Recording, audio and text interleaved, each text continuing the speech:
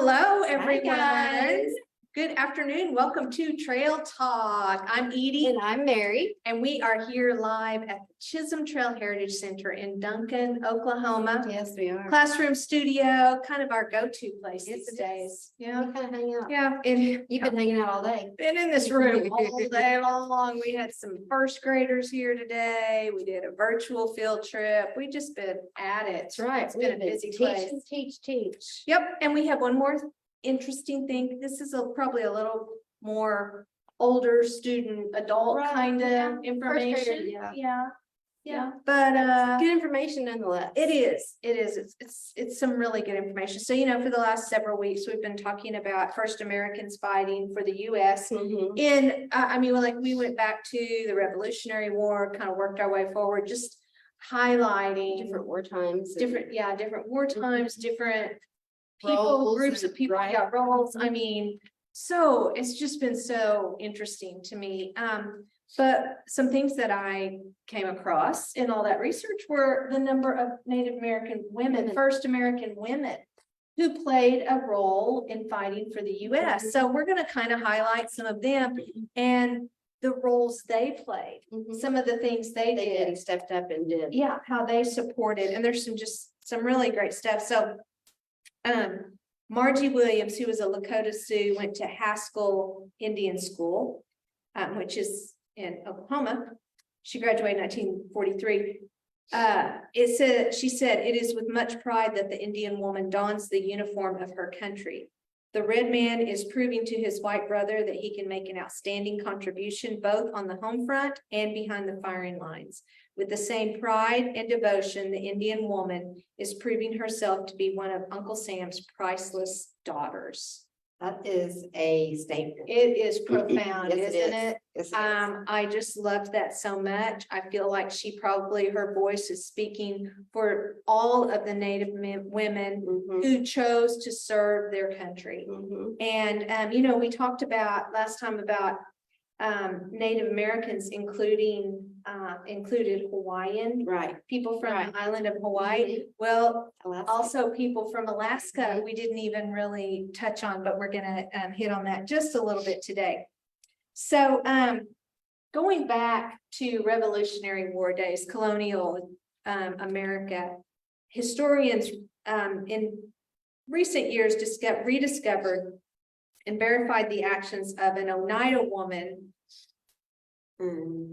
I am probably going to not say her name correctly, but I'm going to try it. Tiana Jeningen. I apologize to any family members that may have been really bad. At the Battle of Oriskany during the American Revolution, she was married to an American Army officer of Dutch descent and fought at her husband's side on horseback. After his wrist was injured, she would reload his gun for him. And just side by side fighting in the Revolutionary War. Yeah.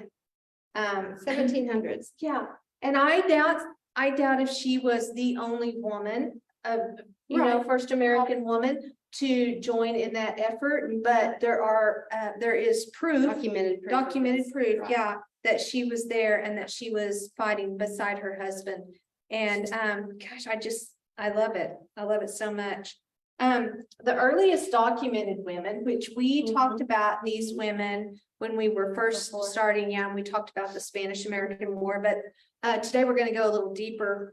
So these Lakota Sioux women were all nuns, and this priest, they had worked with him, Francis Pratt. yes, they were in North Dakota, and they were nurses.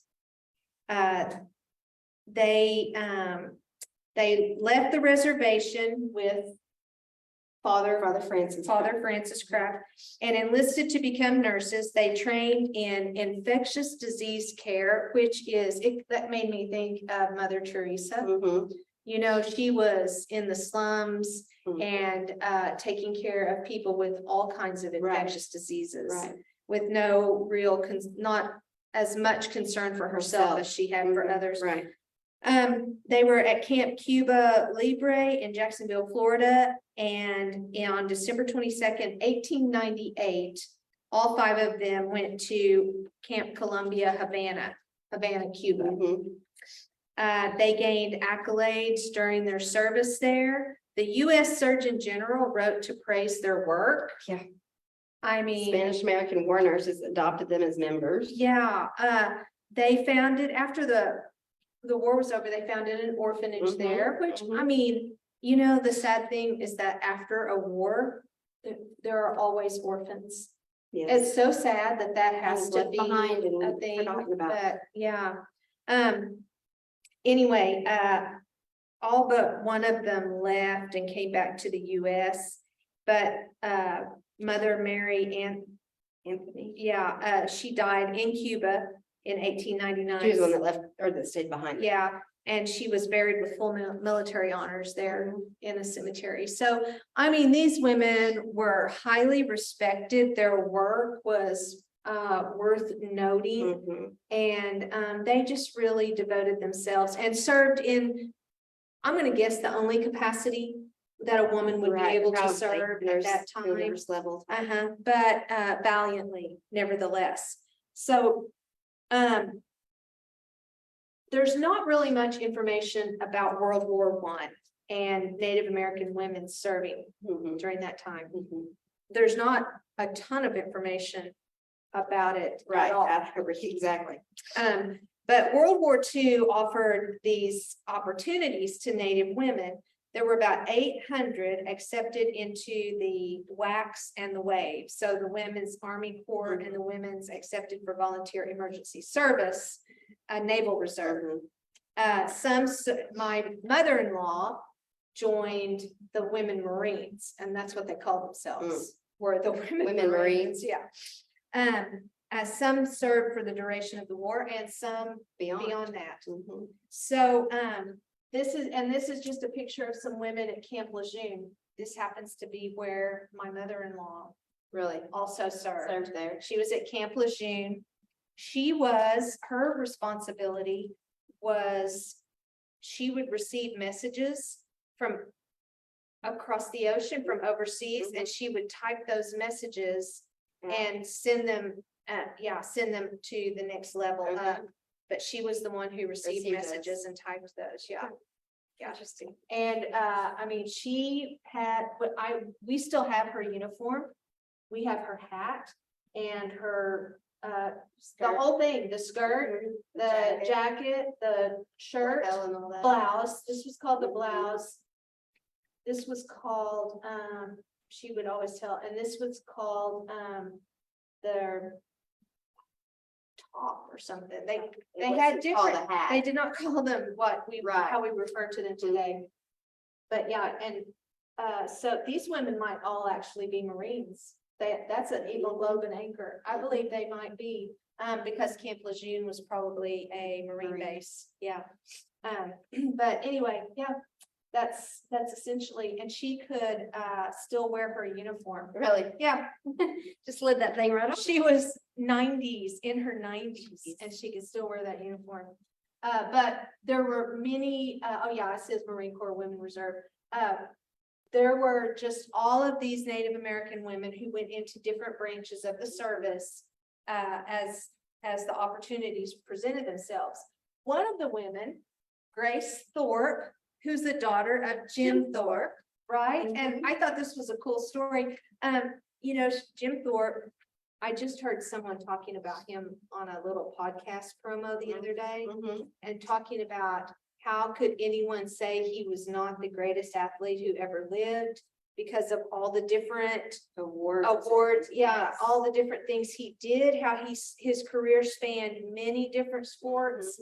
And anyway, we like to teach about him around here during one of our educational sessions. So so Grace, his daughter, served with the WACS, which is the Women's Army Corps, as a recruiter before she went to New Guinea, the Philippines, and Japan in 1944. corporal, Thorpe, she was a corporal, Mhm. my mother-in-law was also a corporal, was later awarded the Bronze Star for her service in the Battle of New Guinea. And then after the war, she stayed in Japan and worked at General MacArthur's headquarters as chief of the recruitment section. Now, I particularly like this picture because her dad, you know, Right. yeah, great football player, started the NFL, first president of the NFL. I thought this was awesome that she's out there kicking a football. Here's another picture of her working in one of the offices. This is possibly a recruiting office.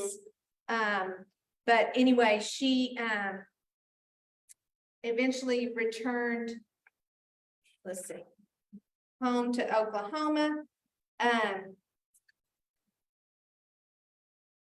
Oh, well, before she joined the military, before she joined the WACS, she worked at the Ford Motor Company.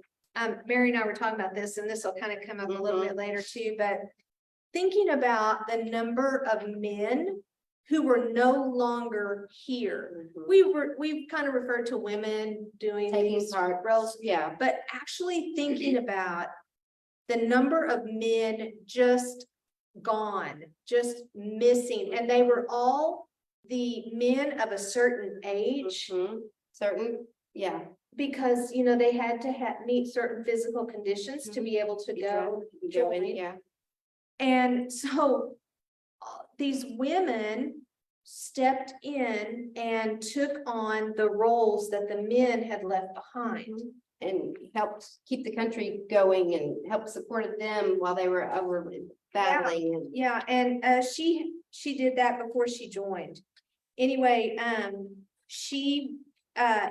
when she stayed in Japan, before she went, she met a Lieutenant Fred W. Seeley. And after the war ended, they stayed in Japan and contributed to the ongoing work there. She worked for General Douglas MacArthur as a recruiter and staff interviewer. So this could likely be a picture of her doing that. In 1946, she and Fred were married in Tokyo. Yeah. So just another kind of interesting Oklahoma connection. Okay, so it says as many as 1 in 4 Native American women found work on assembly lines and factories in other places. And then with the shortage of male labor, Native women on reservations confronted new challenges and embraced novel opportunities. Some women worked in their sawmill, drove trucks, hauled freight, but for some it meant joining a domestic unit. So one thing we might not necessarily think about is the men and women who did not go overseas. There were actually domestic kind of military units in communities to protect in case there was an actual attack on our soil. I mean, Pearl Harbor was still pretty fresh on everyone's mind. And so there were these domestic units that they had put together. And this a woman who was from the Ojibwe tribe said, we have rifles, we have ammunition, and we know how to shoot. So stay away. So they were ready for whatever might actually happen. So this is a woman who was a part of the Potawatomi tribe from Wisconsin. Her name is Julia Nashanani Reeves, right? And so she was a first lieutenant in the U.S. Army, a member of the Army Nurse Corps, and she was assigned to one of the first medical units and shipped to the Pacific. And she ended up transferring to Norwich, England. But this is a picture of her with a destroyed Japanese flag, and you can tell this was probably her first assignment because this looks like an island, probably a Pacific island, especially with the Japanese flag. Right. Because after she went to England, well, she worked during Normandy, the invasion of Normandy and all of that. And so this was a flag from 1942, and this was donated by her son, Lance Reeves, which I just thought was pretty amazing. That's just a cool picture. So here we kind of jump in on women on the Some home of the front. things that they. would Yeah, jump some in of and the do. things they were doing, okay, they're mechanics here, right? I mean, they're doing actual mechanic work. They're in the overalls, but she Um, still has her hair, you know. Right, yeah, her hair's still coiffed, got her little cover on it. These ladies are welding, or at least soldering something Something here. there. They got a soldering rod and flame there, protective goggles on. Women, I think this was probably when most women realized that, I'm gonna say broadly realized, I feel like women who lived on farms probably knew they could do work equal to what their husbands were Mhm. doing, because a lot of times they just had to. Right, right. Um, But more in the city setting. right, women were not accustomed to They didn't doing really this have that kind of opportunity. work, right? And so they realized, like, more as a nation, women realized, this was probably a huge turning Oh, I'm point sure. as yeah. far as women going to work, Mhm, that they had the skills that it took. mhm, and could do it. There's a movie, I have been trying to think of the title of it all day. It came out probably in the 80s. And it was about women, Swing Shift. I think it was called Swing Shift. Look that up and see if that's. Anyway, it was about women during World War II Mhm. working in a factory, Setting. and how they got the jobs, how they were trained for the jobs. And is that right? Okay. And then what happened when all the men came back? What Because happened? They're kind of booted. yeah, they are. It's exactly, they're Mhm. booted and they go back home. And then we have our boomer generation is, they're still, the women are still taking care of things at Mhm. home. Mhm. And even though they've kind of had this eye-opening Right. experience. Right. And then this next picture is a Rosie the Riveter.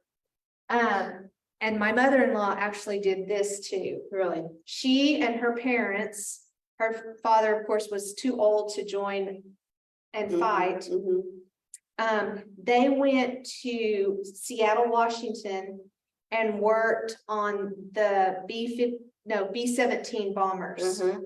that were being produced by Boeing.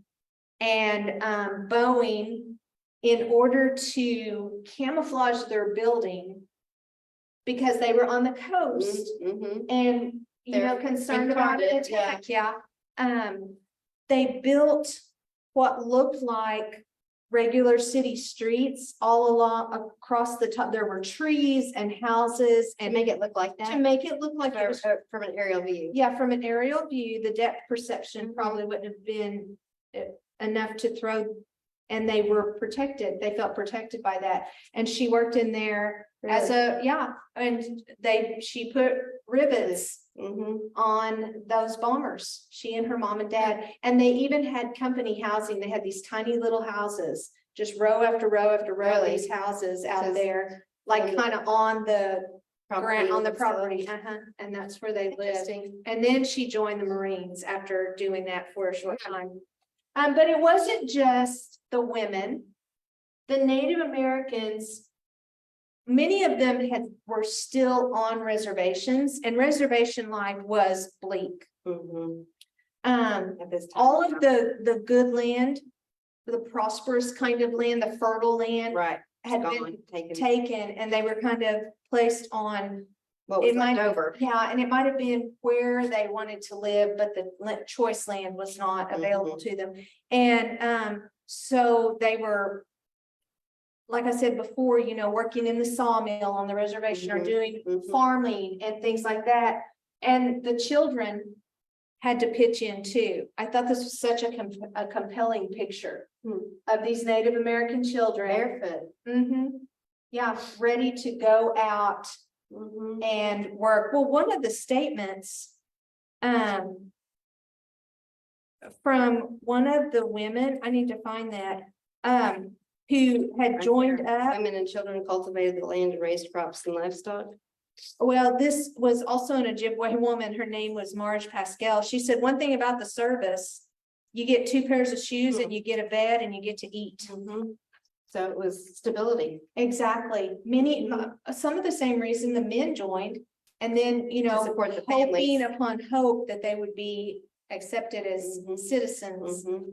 you know, and all of that. It's just I mean, anyway, I thought this was just a wonderful picture of showing how everyone pitched in Mhm. and did the Right. work. No one was, I mean, no one was really just sitting back waiting for everyone else to do the work. Exactly. Everyone said, okay, here we are. Yeah. For one country. This was absolutely a time of unity, Mhm. in our nation. Mhm. Just a really great time for that. So lastly, I'm going to talk about Mary Golda Ross. Now, we have talked about her before. She is one of our Oklahoma history heroes that we have information out about her. So she is like super interesting, very smart, very smart. She's like one of 6 children, and math, Going to be 100. yeah, math was just like her first language.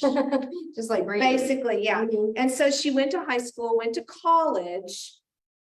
Excuse me, now Ross, yes, she was a relative of John Ross, who was one of the leaders of the Cherokee people during the time of the removals. Mhm. So she has kind of almost Right. royalty, Yeah. you know, in her Right. veins.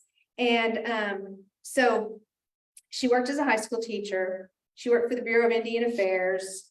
She worked at a boarding school in Santa Fe. In summer, she took astronomy classes. Why not? Eventually earning a master's degree in 1938, a feat rarely accomplished by women. Listen to this statistic. Only 86 women between 1940 and 1949 So almost a decade's worth. earned PhDs in mathematics. And she was one. Yeah. I was blown away. 86 women, not 800. Mhm. or something. 160. Yeah, 86 women. And then came World War II. So again, women had labored without Mhm. much attention, you know, doing menial tasks and menial wages Right. and all that. But they were called to join the ranks because the men were gone. And 1 out of every 4 married women worked outside the home by 1945, which I feel like was just That was an pretty astonishing crazy. Mhm. number.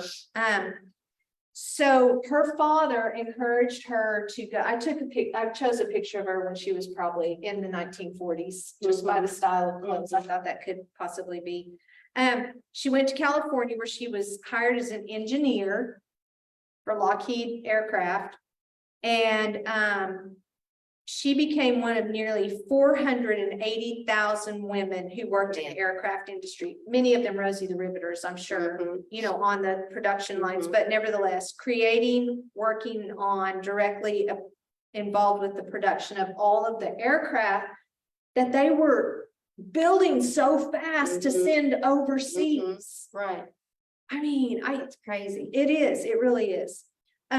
So certain aircraft factories in Southern California, where Lockheed was, saw 60% of their workforce composed of women. I'm sure that was just such a big turnaround Oh, from what it had been before. Exactly. All males to 60% women. Yeah, she worked on design issues concerning the P-38 Lightning, which traveled at 400 miles per hour.